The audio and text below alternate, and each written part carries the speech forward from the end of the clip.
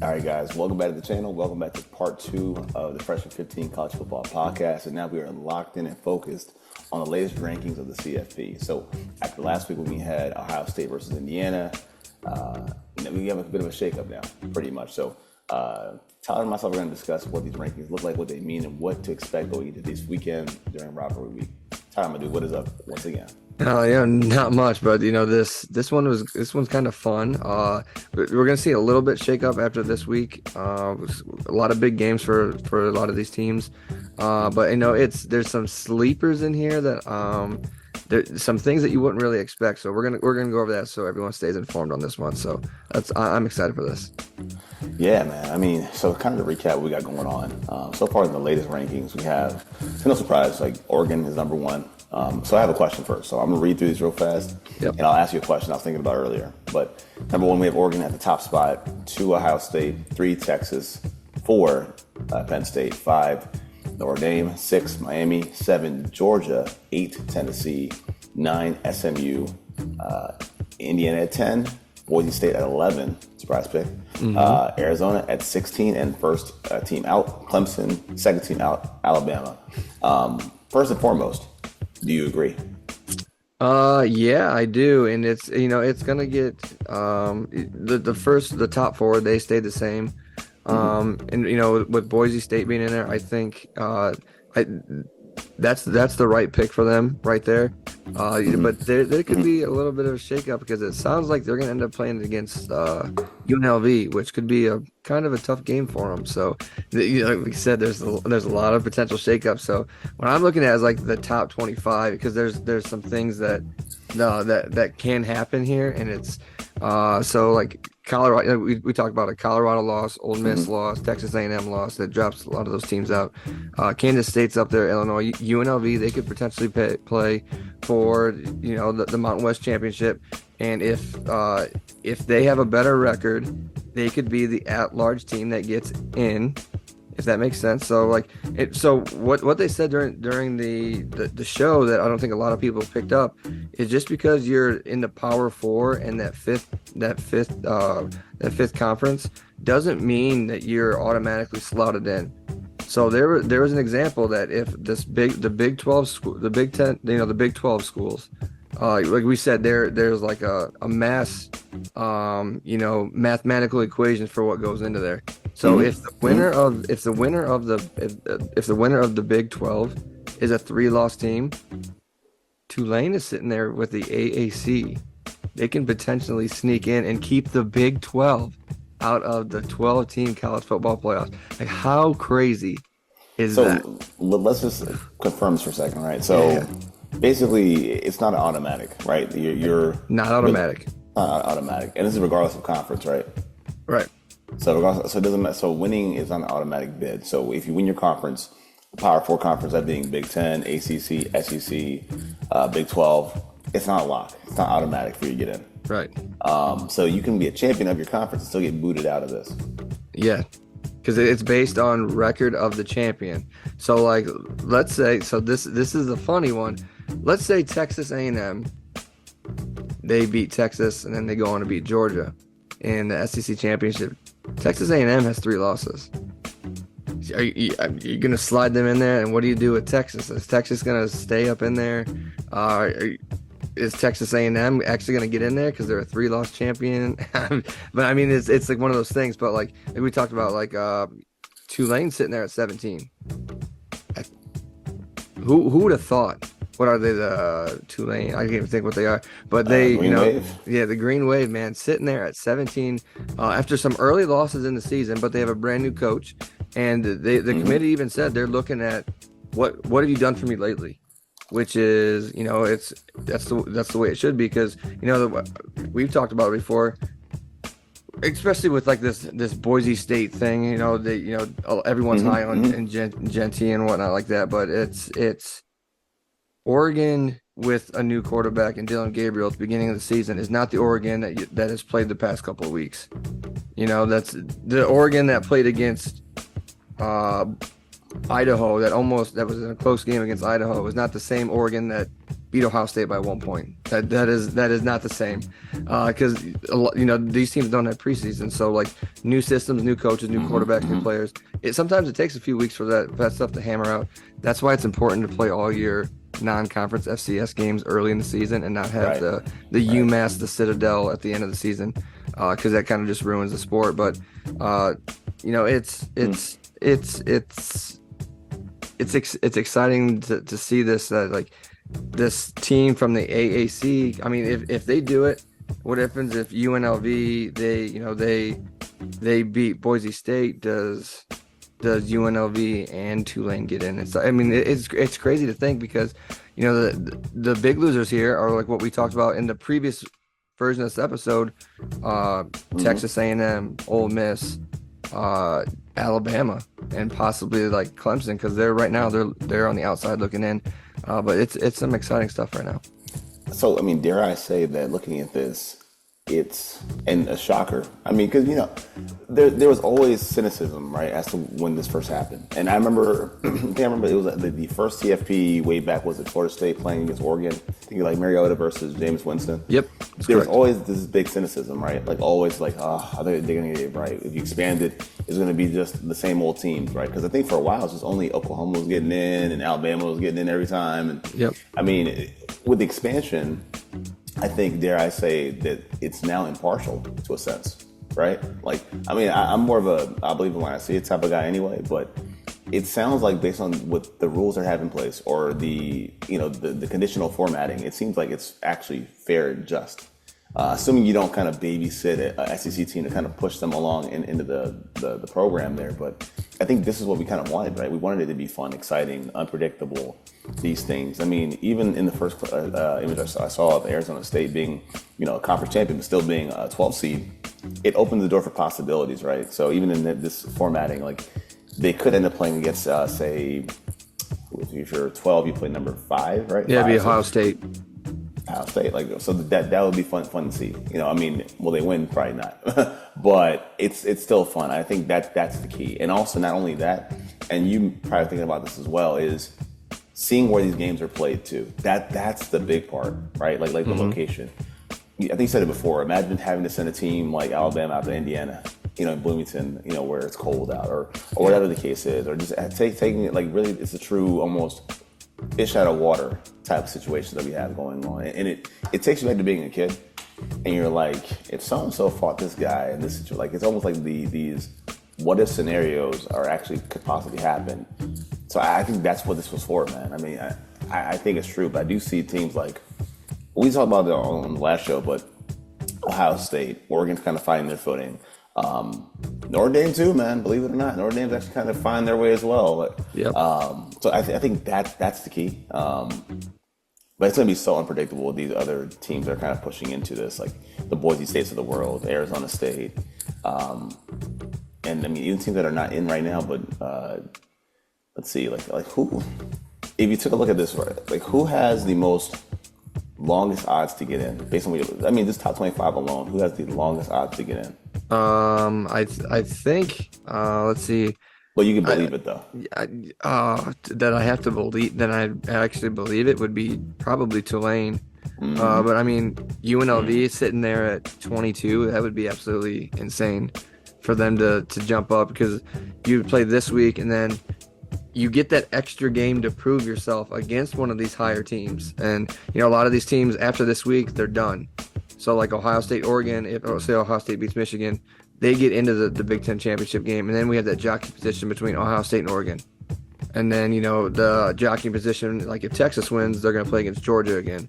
The jockeying position is there, like if Georgia loses against Texas, then how far do they fall? And then you got these teams that don't even play, like, and they're sitting pretty. Like we talked about it, if Tennessee takes care of Vanderbilt, sitting pretty. Notre Dame, if they beat USC this week, they're automatically in. They're not even in conference. No conference. You say so in Miami, they're gonna have to play against SMU, correct?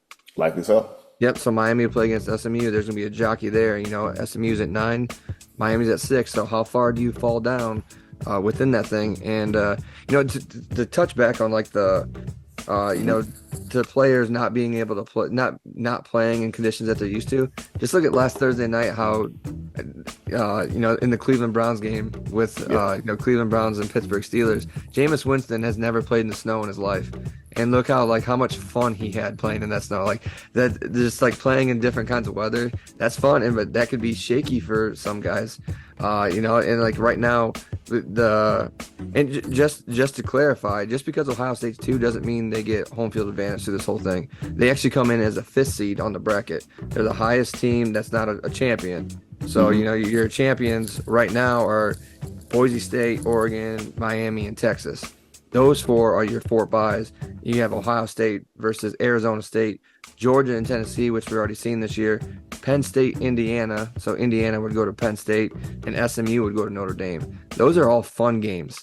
Absolutely. Really, really fun. Like Arizona State having to come to Columbus in the middle of December. Like you're talking Tempe coming to, it could be 20 degrees and snowing. So I mean, like I said, that's the kind of fun stuff that I'm looking forward to.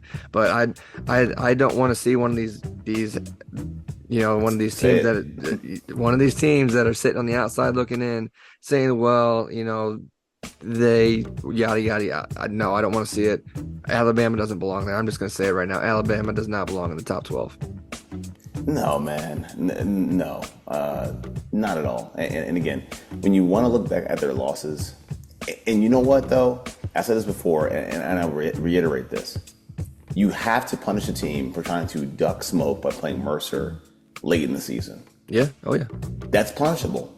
And actually, they got punished. I mean, think of it like this. You play Mercer as a kind of, it's almost like running away with a touchdown and going down at the 1 yard line to run the clock out. That's what they're trying to do. They're trying to squeeze in a bye week to avoid losing at the end of the season. And it came back to bite them because the very next week you get blown out on the road at Norman. Go figure. Yeah. So even looking at their losses, I mean, you lost to Vanderbilt on the road. You lost to Tennessee on the road. Lost to Oklahoma on the road. Yeah. So 3 conference losses on the road. Now, if you want to take all things included here when it comes to Alabama specifically, what happens when if you're looking at the best teams, regardless of record, situation, conference, etc., if I see 3 conference losses all on the road against these teams, in good faith, I can't really put them to go on the road against an elite team, right? I can't send them to Oregon, right? Or I mean, Ohio State or something like that. Yeah, I mean, I can't do that. Alabama lost to, they lost to Oklahoma, like you just said. They don't have a quarterback. They're running a pseudo triple option offense with Arnold. He's not throwing the ball. They're running it, the whole game, and you can't stop it. And I mean, they're not doing anything. They're running Georgia Tech's offense in a different kind of format, and they're just doing whatever they want to you. And they're Venables, he's a good defensive coach, and he had those boys ready to play on defense. But you scored 3 points against Oklahoma, who has 5 losses on the season. So I mean, they don't deserve to be there. The previous episode, I talked about South Carolina not having a chance to get in, but I forgot that they changed the rankings. They're sitting there at 15. Like I don't want to see them. Like I don't want to be a hypocrite saying a 3-loss team shouldn't get in. But I mean, if they beat Clemson, and is that enough for the committee for them to see to get in? Like I don't want to be that person because they lost to LSU, who has definitely fallen off this tail end of the season. Now they're not even ranked in the top 25 anymore. But just the fact that South Carolina is sitting right there now, and what happens if let's say I think Indiana's sitting pretty, but what happens when there's a loser between SMU and Miami, because they have to play that extra game? Where does that fall? These teams that are sitting on the outside looking in, have they done enough towards the end of the season where this committee can be like, yeah, I want to put those guys in there, even though they have 2, maybe 3 really bad losses on their resume? So I think when it comes to South Carolina, I mean, not all losses. So all losses are not made the same. Correct. Obviously. Yep. Losing to LSU early in the season, I don't think, because LSU at some point was playing pretty good football. They were first in the SEC. Oh, so I mean, and they fell off. So I don't think you can judge a team by a 3-point loss against a team who was at the top of the conference. Mm-hmm. Ole Miss also kind of fell off. I just didn't think what happened was over time, the conference kind of ate itself alive, pretty much. And they have a 2-point loss on the road to Alabama. I don't think it's worth punishing them for that. Put it like that. I will say that. Now, if they beat Clemson, I say with confidence, hey, they're one of the 12 best teams in the country.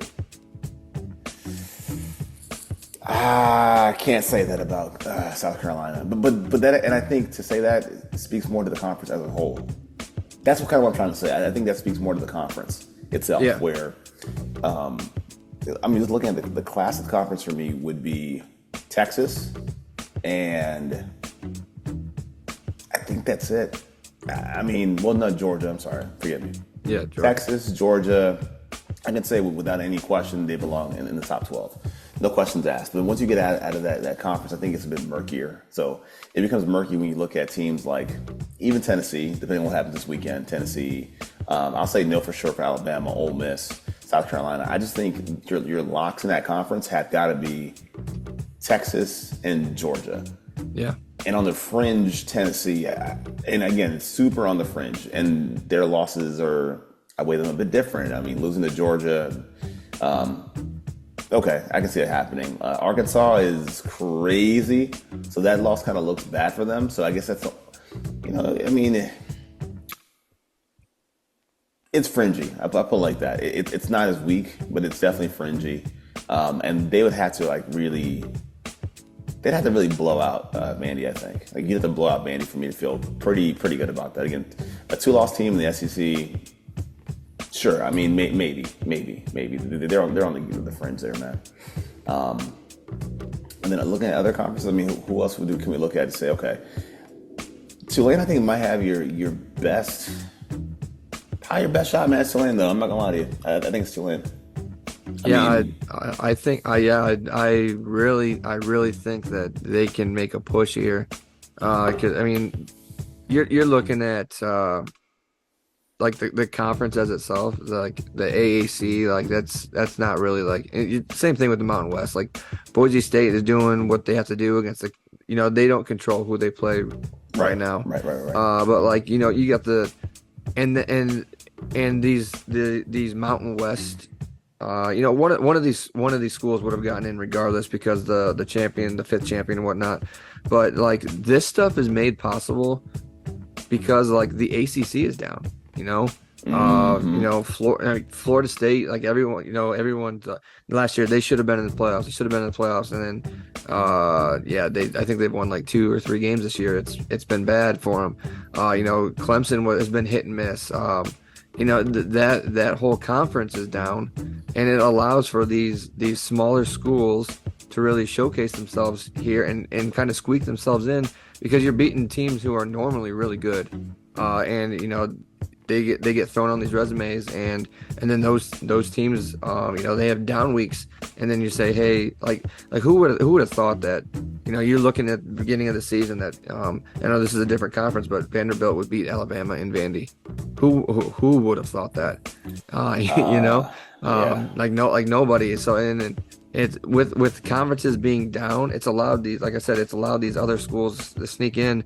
And I mean, it's the same thing with the Big 12. Like we knew like the super conferences were going to be super conferences, and then what the Big 12 was going to be was a band of misfits, and I mean they are I thought Utah was going to run away with it this year with the Big 12, and the way they performed in the Pac-12 the past couple of years, you'd say, hey, moving over to the Big 12, you're going to run that conference. You play really good defense. And you have a 9th-year quarterback now in Cam Rising.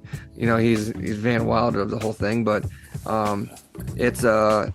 it's different because injuries took place. NIL is different, and the teams are down, and it's allowed like these Arizona States, BYU's, and teams that you would normally even give a chance to be up here in the discussion for this top 12. I do think that's the key right there. It's the bottom of the conference kind of flipping itself upside down. And that's really what it's been. And I do think the two biggest conferences that have kind of impacted that is the SEC, but also I think the biggest shocker is the ACC. Yeah. That's the real surprise, and seeing that, because seeing Florida State be bad, but also, and it works both ways too. Seeing Florida State be this bad, but also seeing a team like, for example, even North Carolina, I thought were going to be pretty good, but injuries. I think they're onto their fourth quarterback, and all you're playing is with a running back, and that's it. Like, they don't have anything else around that team. But that's been the biggest impact too. And Clemson, believe it or not, I think Clemson looks even. I think I can see your point with Clemson too, being kind of, hey, you lose, you're gone, because of this whole situation as well with Clemson. Of the conference is down, but you're kind of making the best of it. If that makes sense. Like, you're not really dominating the conference. You're kind of hanging there by your fingernails too. So that's another part of it as well. So teams that have come up like Georgia Tech, who are actually winning games, they're 7-4 right now. This is 7-4. So somebody like Georgia Tech who's doing that, it makes the conference look a bit, I won't say challenged, but you could say that. I mean, teams that kind of struggled in making the move from the Pac-12 to the ACC, Stanford, Cal. Yeah. The conference is really bad, and that's kind of doing that too. And then even looking at like the Big 12, I didn't expect to be as bad as they are. Didn't expect Oklahoma State to be this bad, Kansas to be this bad. Although they've beaten some teams, they're still overall pretty bad. Like that's having a big impact. But like you said, it opens the door for teams like this. I mean, they're long shots, but opens the door for like Tulane probably has the best party crasher resume, I think. Right. Yep. And even maybe in the same token, you can say SMU as well has a pretty good party crasher resume based on that as well. So I think that's a big key. And again, I don't want to say that the committee is, you never want to play anything past them either. So assuming these teams, they also have non-conference games too, but assuming these teams were 2 lost teams in the SEC versus 3 lost teams in the SEC, do you think that would change the dynamic drastically? Because I think so. I think that it would. No. No. So, all right. No, so like I'm thinking. So when it's rivalry week, right? Mm-hmm. There's big games for a couple of these teams. What team in those? Let's say the top 12. I think you said Tennessee would be your one to lose, possibly, right? I think so. Georgia, yeah. maybe Upset Georgia pick? Tech. I mean, in the upset pick. Yeah, so I'm not even gonna say upset pick, but I think a team that could. I don't know. We talk about hatred and stuff like this. Mm-hmm. Could USC sneak up on Notre Dame? Because that would, yeah. I don't think so, man. No? I think USC. I mean,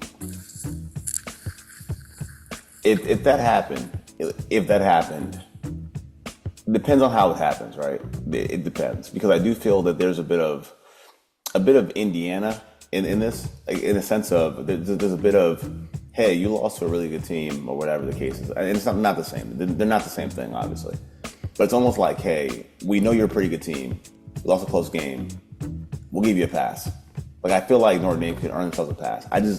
I feel that. I mean, and they're at large. So, and again, it's a rival of theirs. If they lose, I don't think they would be booted out with a loss to USC. So unless they get dog walked by USC. Yeah, so you think they're protected by their ranking? I do think they're protected. And conveniently, we've all forgotten about the loss to Northern Illinois. Yeah. I mean, it was so long ago, but yeah, I mean, that's what I'm saying. Yeah, so like we said, there's teams that are going to have to play. So like Penn State, they play against Maryland this weekend. Mm-hmm. I don't think they're going to lose to Maryland, so they're protected by. I mean, if they would lose, schedule, right? Yeah. I mean, they're protected by their schedule. They're protected by their ranking, so they're sitting pretty. Like, hey, win and you're in. There's a couple teams like that. Penn State, Notre Dame. Looks like Tennessee's going to be like that. Indiana sitting pretty against Purdue this week. And then all these other teams, like let's say Oregon, Ohio State, if they get to the championship game, they're gonna have to play. There's the jockey position. Texas, Georgia, jockey position. Miami, SMU, jockey position. Boise State, what's gonna go on there? It's so these teams that are protected are they gonna sit at the same spot, or like let's say let's say SMU beats Miami. Does SMU jump above Georgia eventually if say if if they lose to Texas? Is that enough for them to jump above Georgia and stuff like that? Or how do you think they're gonna view these super teams that have been there for so long, say like a Kirby Smart Georgia team? They're like like they just played against UMass. UMass gave them a run for their money for 3 quarters. I mean, which is absolutely insane to say. Like people, they're pumping up Carson Beck like, oh, he had this great game. Like, yeah, you played against UMass, Right.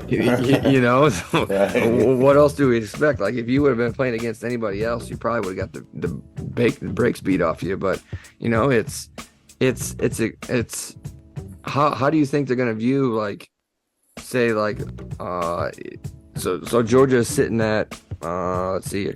Georgia is sitting Okay. at we could do this for next week too, but like Oh, Georgia's sure. sitting at 7. Let's say they say they lose to Texas. Are they falling 5 spots to fall out? How do you think No, that's no. gonna play out? I do think because of the way this is set up as well, it's cynicism aside.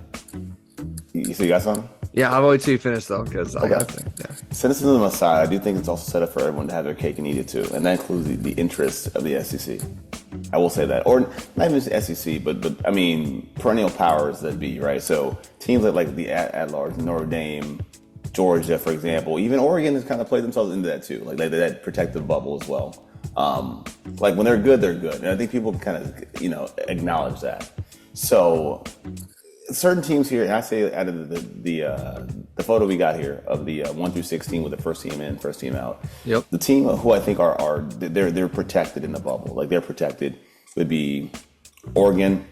What happens in the conference game? Oregon, Ohio State, they're protected. And whoever loses that game, Ohio State, Oregon, they're going to be no worse than 5. Correct. No worse than 5, right? So we have no worse than 5. Texas and Georgia in the SEC title game. If that were to happen, if you're Georgia, you probably, you move up probably what, 4 probably 2-4. 2-4. Yeah, Texas, maybe. They probably swap spots honestly. Texas, or not 6. Miami, if they lose, now Miami lost their conference title game. Let's say Miami were to lose to, let's say Clemson is out, and Miami loses to SMU. Remember that SMU does not carry the same cachet that Clemson would. Right. For example, right? So they don't carry the same cachet. So if Miami were to lose to SMU, I think Miami would tumble. Like they would tumble.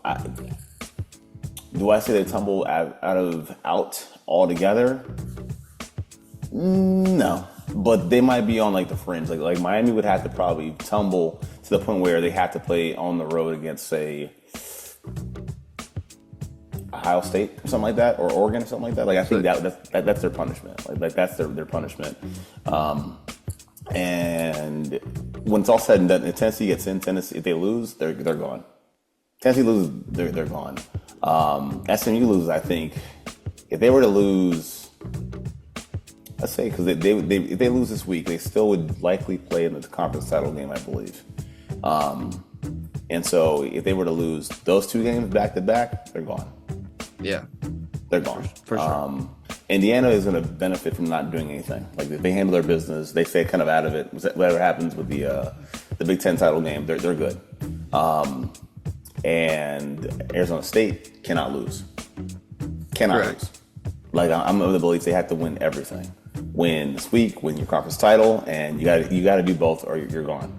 And that's pretty much it, man. I mean, it seems like BYU is out of the picture altogether.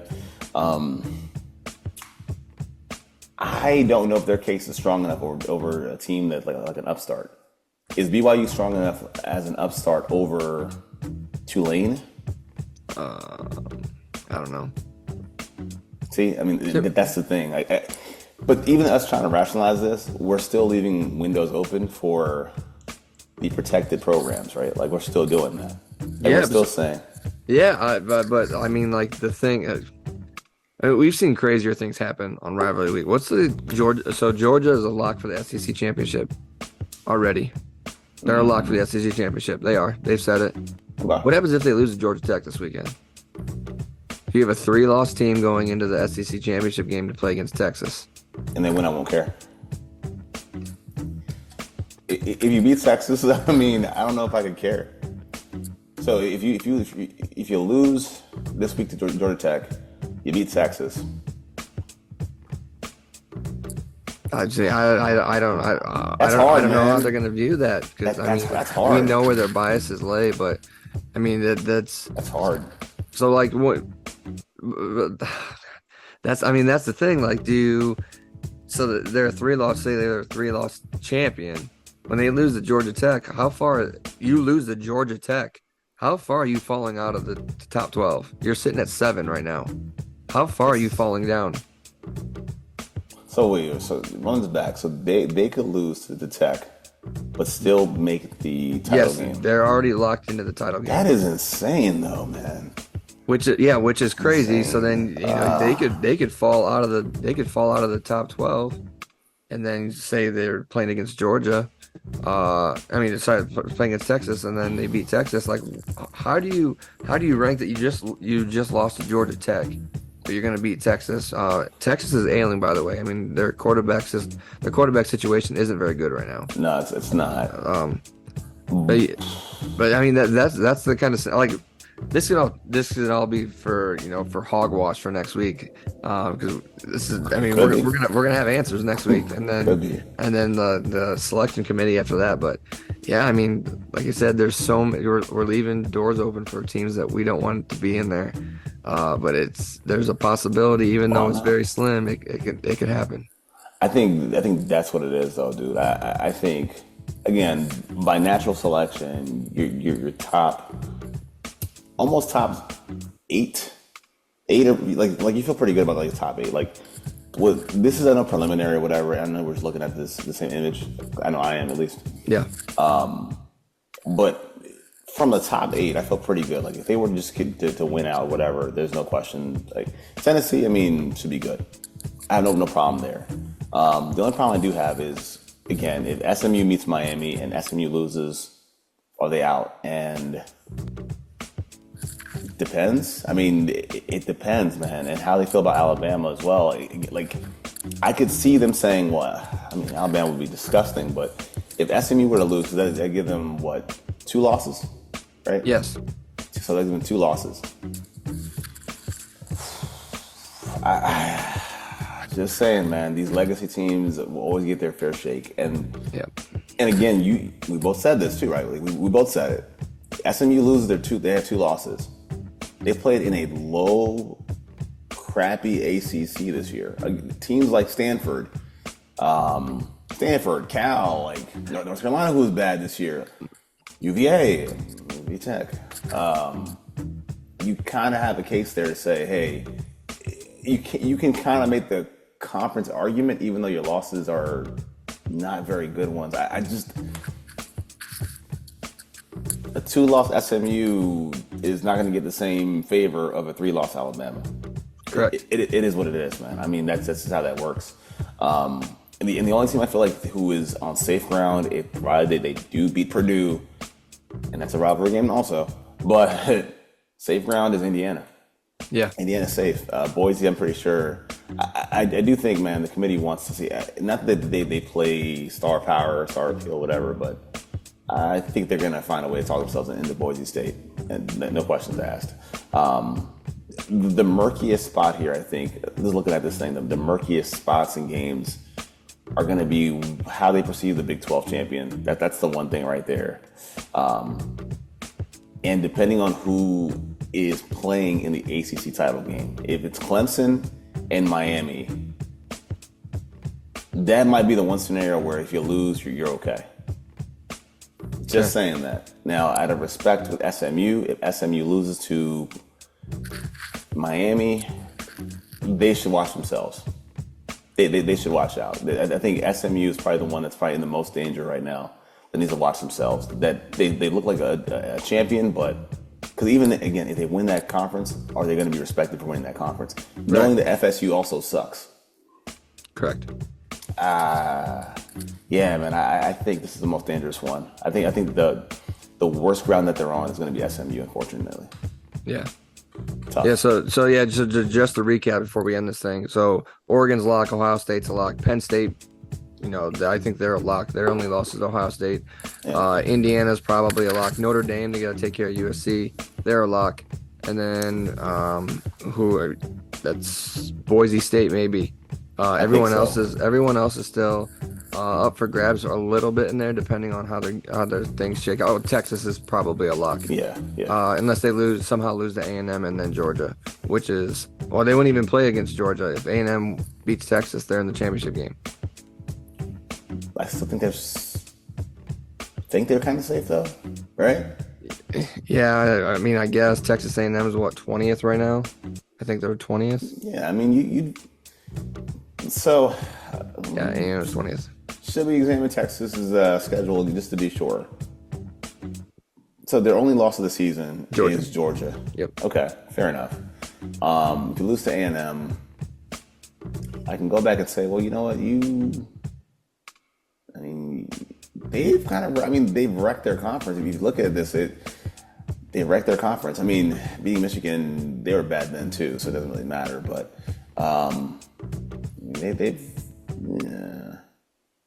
well, you know what? You can only beat who you have on the schedule. Yep. So beating Colorado State, UTSA, Monroe, Mississippi State, it won't do much for them. Obviously not.